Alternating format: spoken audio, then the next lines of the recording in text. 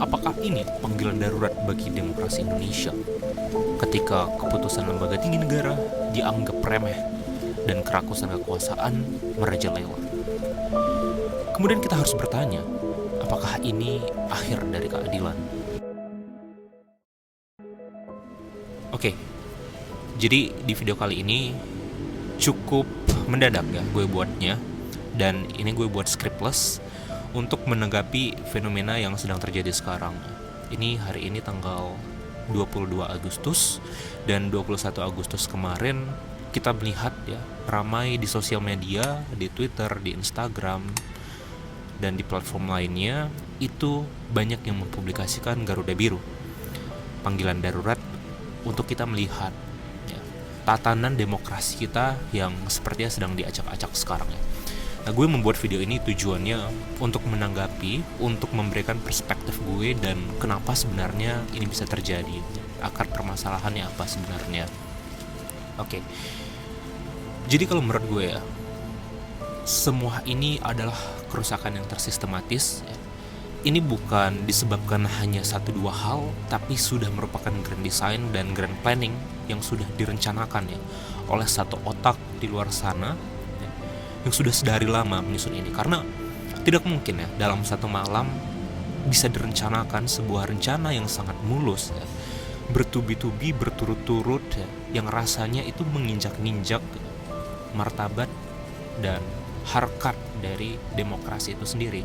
Karena menurut gue orang bodoh pun ya, bisa melihat kalau sebenarnya rentetan peristiwa ini itu udah didesain by design dan itu udah well planned ya. Jadi bukan sesuatu yang tidak disengaja, bukan sesuatu yang dibuat begitu saja ya, tanpa alasan ya, ataupun bahkan terjadi begitu saja tanpa ada yang merencanakan, bukan. Oke, jadi kalau kita runut peristiwanya sebenarnya, menurut gue ini bermula dari siklus kerakusan manusia. Bahkan jauh sebelum pemerintahan saat ini terpilih, manusia, setiap individu menurut gue memang ya pasti memiliki 7 deadly sin ini, karena kerakusan ya, ketamakan itu termasuk 7 dosa besar dari manusia dan itu tidak akan ada akhirnya. Bermula dari ia memiliki satu ambisi ya, ia mengejarnya, hal itu tercapai, ia tidak puas, ia melihat sesuatu yang lebih tinggi lagi, ia mengejar itu tercapai, bahkan sampai satu titik yang dilihat orang itu sudah sebagai titik tertinggi ya, dia masih melihat sesuatu di atasnya untuk mempertahankan posisi itu atau bahkan lebih kuat daripada posisi atau ambisi yang dia miliki sekarang. Jadi tidak ada habisnya. Siklus ini terus berulang ya menurut gue, dan wajar itu dimiliki oleh seluruh manusia karena kita sudah by design memang memiliki kerakusan ketamakan. Tapi yang menjadi permasalahan adalah bagaimana ya kekuatan kita, bagaimana barrier kita untuk mengontrol hal yang sudah kita miliki ini sebagai nature-nya seorang manusia. Jadi menurut gue gak salah sebenarnya kita memiliki sifat ini karena memang sudah nature-nya begitu. Tapi yang menjadi permasalahan adalah ketika kita memiliki sifat itu dan kita tidak bisa mengontrolnya, dan kita tidak tahu batasan kapan kita harus berhenti untuk mengejar sesuatu. Bahkan kita rela mengorbankan sesuatu yang tidak seharusnya dikorbankan untuk menggapai hal tersebut. Itu sudah merupakan hal yang salah menurut gue.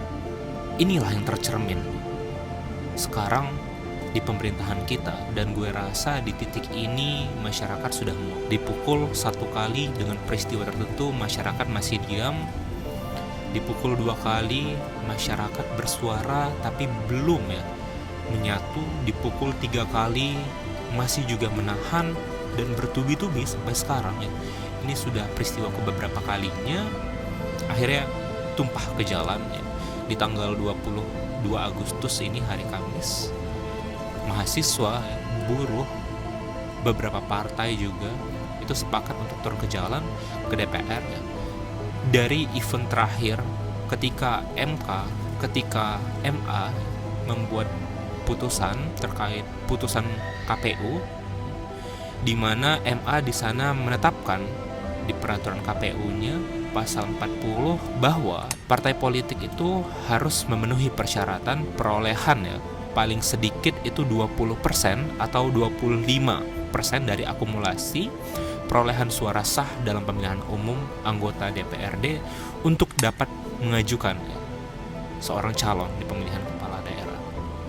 Ini kan kemudian diujikan lagi kembali di MK, ya, mengujikan uji material ya, undang-undang pilkada, di mana MK surprisingly secara mengejutkan itu membuka peluang bagi parpol ya, tidak harus memiliki batasan sebagaimana yang telah ditentukan MA. Jadi parpol bisa mengajukan calon kepala daerah tanpa memiliki kursi di DPRD.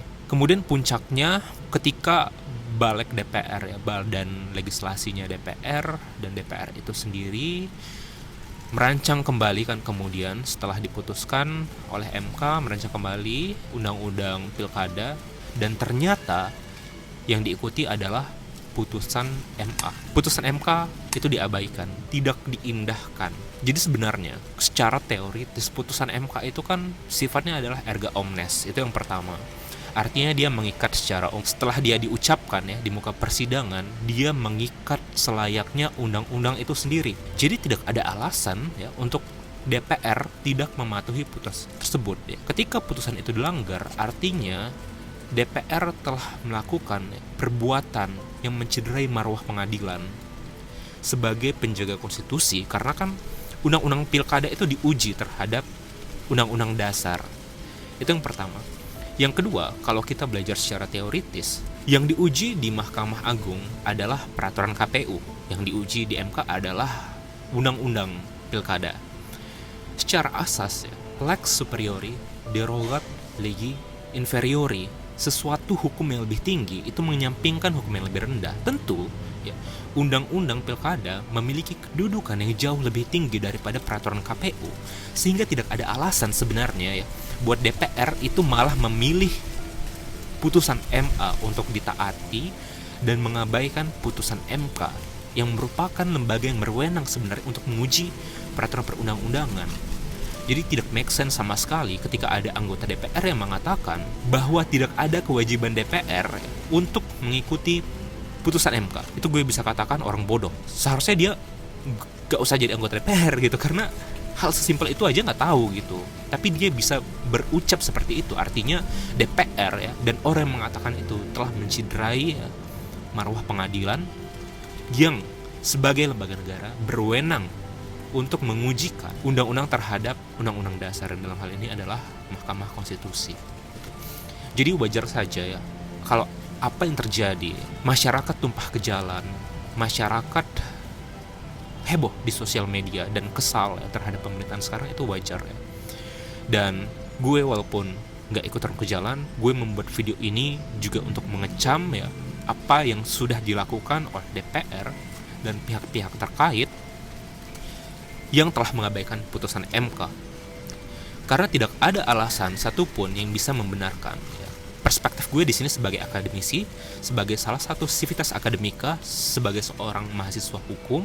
Jadi gue juga mempunyai stand sendiri. Mari kita diskusi di kolom komentar kalau kalian punya pendapat lain ya. Diskusi secara sehat, feel free for discuss. See you on the next video. Bye bye.